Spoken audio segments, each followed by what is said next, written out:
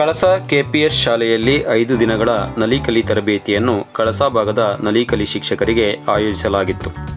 ಈ ಸಂದರ್ಭದಲ್ಲಿ ಕೆಪಿಎಸ್ ಶಾಲೆಯ ಉಪ ಪ್ರಾಂಶುಪಾಲರಾದ ಶ್ರೀ ಸುರೇಶ್ ರವರು ಕಾರ್ಯಕ್ರಮ ಉದ್ಘಾಟಿಸಿದರು.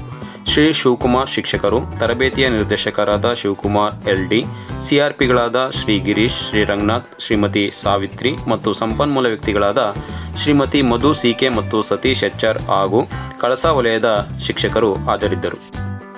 ಕಾರ್ಯಕ್ರಮವನ್ನು ಉದ್ಘಾಟಿಸಿ ಮಾತನಾಡಿದ ಶ್ರೀ ಸುರೇಶ್ ರವರು, ನಲಿಕಲಿಯು ಇಲಾಖೆಯ ಒಂದು ಉತ್ತಮ ಉಪಕ್ರಮ ಆಗಿದ್ದು ಶಾಲಾ ಹಂತದಲ್ಲಿ ಇದನ್ನು ಸಂಪೂರ್ಣವಾಗಿ ಅನುಷ್ಠಾನ ಮಾಡಬೇಕಾಗಿದೆ ಎಂದರು.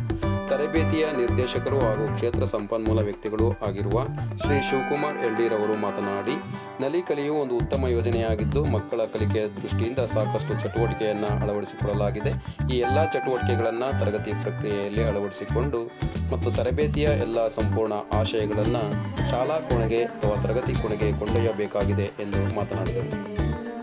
ಶ್ರೀಮತಿ ಅಶ್ವಿನಿ ಕುಮಾರಿ ಅವರು ಪ್ರಾರ್ಥನೆಯನ್ನು ಮಾಡಿದರು. ಶ್ರೀ ಗಿರೀಶ್ ರವರ ನಿರೂಪಣೆಯೊಂದಿಗೆ ಸತೀಶ್ ರವರು ಸ್ವಾಗತಿಸಿ ಶ್ರೀ ರಂಗನಾಥ್ ರವರು ವಂದನೆಗಳನ್ನು ಸಲ್ಲಿಸಿದರು.